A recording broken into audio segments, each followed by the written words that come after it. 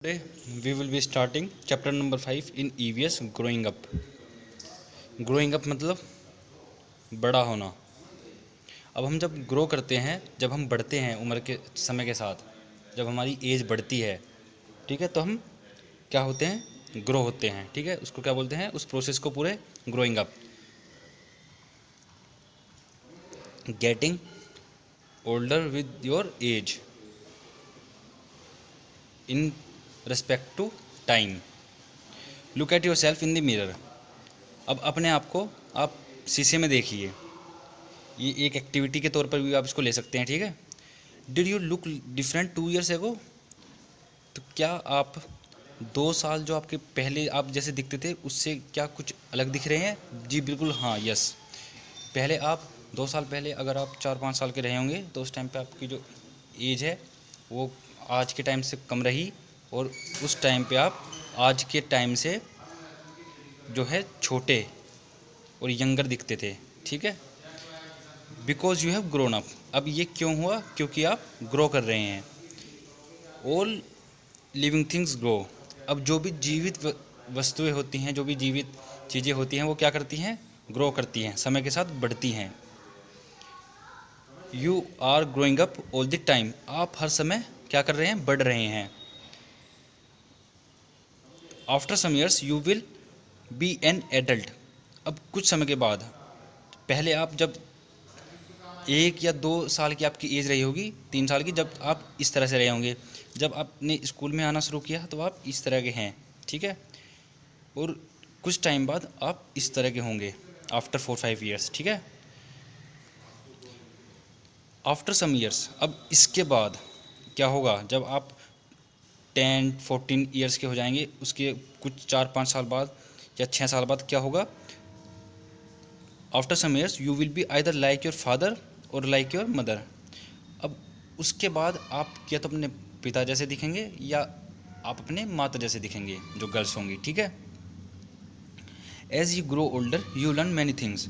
अब आप समय के साथ जैसे बढ़ते जाएंगे, you will be growing up. आप क्या होगा उसके साथ में? टाइम के साथ में आप कुछ ना कुछ सीखते जाएंगे, जैसे कि पढ़ना, लिखना, drawing, dancing, running and extra. और यही आपकी क्या बनेंगी? हॉबीज़ बनेंगी। और यही समय के साथ आपको जो पढ़ाई के प्रति आपका इंटरेस्ट होगा वो बढ़ाएंगी, और यही आपका क्या करेंगी? यही चीज़ें, जो एक्टिविटी आप सीखेंगे, यही आपका फ्यूचर्स जो है, जो आपका गोल होगा, यही तय करेंगी कि आपका इंटरेस्ट किस चीज़ में है। ठीक है, तो समय के साथ आप ये सब चीज़ें सीखेंगे। Plant to tree steps. अब एक जो छोटा पौधा होता है वो किस तरह से बड़ा बड़ा होता है, उसका ये प्रोसेस दिया गया है। ठीक है, आपकी पूरी लाइफ साइकिल दी गई है। पहले एक छोटा बीज होगा। ठीक है, ये क्या है? बीज। फिर वो जो बीज है वो फूटेगा, उससे क्या निकलेंगे? उसकी रूट्स और स्टेम निकलनी स्टार्ट होंगी। ठीक है, ये आपका सेकेंड इसकी प्रोसेस है इसका। ये फिर थर्ड क्या होगा? थर्ड स्टेप इसका, जो रूट्स और जो स्टेम्स इससे निकली थी वो बढ़नी शुरू होंगी धीरे धीरे। ठीक है, रूट्स जो हैं वो फैलनी शुरू होंगी नीचे, और जो स्टेम है जो वो आपकी ऊपर की तरफ, और जो पत्ते हैं उससे निकलने शुरू होंगे। ठीक है, स्टेम से। और फिर उसके बाद क्या होगा? तने और जड़ें इसकी निकलनी शुरू हुई यहाँ पे। ठीक है, और उसके बाद क्या होगा?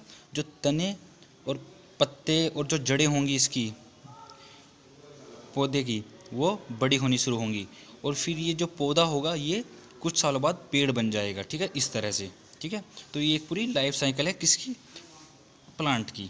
एक प्लांट, पेड़ से प्लांट, ये बीज, ये थोड़ा बीज फूटा, ये फिर उसके बाद में इससे तनिए और जड़ें इसकी जो हैं वो निकलनी शुरू हुई, और फिर ये जो तने और पत्ते हैं ये आपके बड़े हुए, तो ये एक पौधा बन गया यहाँ पे। और पौधा बनने के बाद ये कुछ सालों बाद एक पेड़ बन गया। ठीक है, तो ये क्या था पूरा आपका प्रोसेस? एक पौधे से पेड़ तक का सफ़र। ठीक है, यहाँ नेक्स्ट आपका कब टू लोयन स्टेप्स। अब एक जो छोटा बच्चा होता है शेर का, सिंह का। ठीक है, ये एक छोटा बच्चा है सिंह का। ये अप्रोक्सीमेटली जब ये पैदा होता है बच्चा, या 2-4 महीने 5 महीने का होता है, तो कुछ इस तरह से दिखता है सिंह का बच्चा। ठीक है, फिर उसके बाद ये जब बड़ा होता है 8 महीने 10 महीने 1 साल का, तो कुछ इस तरह से दिखता है। और फिर जब ये 1 साल से ऊपर की एज में जाते हैं तो ये कुछ इस तरह से दिखने लगते हैं। ठीक है, तो ये इनकी यंगर एज होती है। ठीक है, यहाँ पे आपका रैप अप है। ऑल लिविंग थिंग्स ग्रो, जो भी लिविंग थिंग्स होती हैं वो क्या करती हैं, बढ़ती हैं। You are growing up all the time, अब आप जो हैं वो हमेशा बढ़ते जा रहे हैं। Non living things do not grow, अब लिविंग थिंग्स क्या होते हैं, जीवित वस्तुएं, और नॉन लिविंग थिंग्स क्या होती हैं, अजीवित वस्तुएं। ठीक है, सो आपके यहाँ पे मैं इसकी चैप्टर की वर्ड मीनिंग्स भी आपको समझा देता हूँ, जो इसके इंपॉर्टेंट वर्ड्स हैं। ठीक है, ग्रो, ग्रोइंग, ये क्या होता है, बढ़ना, बड़ा होना। TALL, टॉल, लंबा। डिफरेंट, विभिन्न, डिफरेंट। ठीक है, DIFFERENT, डिफरेंट, विभिन्न। एगो, AGO, एगो, एगो हमने पढ़ा था पूर्व।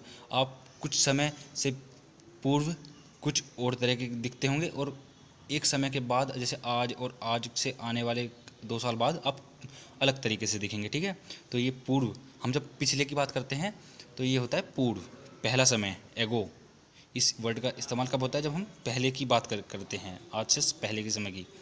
नेक्स्ट आपका लुक, लुक मीन्स होता है दिखना। यहाँ पे हर वर्ड में हर सेंटेंस होता है आपका, हर सेंटेंस में हर वर्ड का जो मतलब है वो अलग हो जाता है। लुक मतलब देखना भी होता है, और हम अगर किसी और के लिए यूज़ करेंगे कि इट लुक्स लाइक, तो वो क्या होता है, उसका मतलब होता है दिखना, ये मुझे कुछ इस तरह से दिख रहा है, तो ये क्या होता है, दिखना। ठीक है, लिविंग थिंग्स, जीवित चीज़ें, LIVING, living, THINGS, things, living things. अब लिविंग थिंग्स क्या होते हैं, जैसे कि हम हो गए, पेड़ पौधे हो गए, जो सांसें ले सकता है वो क्या होता है, लिविंग थिंग्स। अब नॉन लिविंग थिंग्स क्या होते हैं, उसमें लिविंग थिंग्स और नॉन लिविंग थिंग्स में क्या डिफरेंस है। नॉन लिविंग थिंग्स होते हैं जैसे आपके आसपास, जैसे आपका फर्नीचर हो गया, आपका जो है मोटरसाइकिल हो गई, बाइक हो गई, कार हो गई, ये क्या है, सब ये नॉन लिविंग थिंग्स हैं। ठीक है, जो इंसानों ने बनाई हैं, ये क्या है, सब नॉन लिविंग थिंग। और लिविंग थिंग्स क्या है, हम इंसान, पेड़ पौधे। ठीक है, ये लिविंग थिंग्स है, एनिमल्स। और ये उसके बाद है आपका टाइम, टाइम का मतलब क्या होता है, समय, TIME, time, AFTER, after, after होता है आपका बाद में, AFTER, आफ्टर, आफ्टर मीन्स होता है बाद में, पश्चात, के पश्चात, एक समय बाद। ईयर्स, ईयर्स क्या होता है, वर्षों। फादर, FATHER, फादर, फादर माने पिता। MOTHER, मदर, मदर मीन्स माता। ओल्डर, OLDER, ओल्डर मीन्स बड़े। ये फिर आपका नेक्स्ट है कब। अभी मैंने आपको बताया था कब क्या होता है, CUB, बच्चा, सींग का बच्चा। ठीक है, और नेक्स्ट आपका लायन, लायन मीन्स क्या होता है, शेर।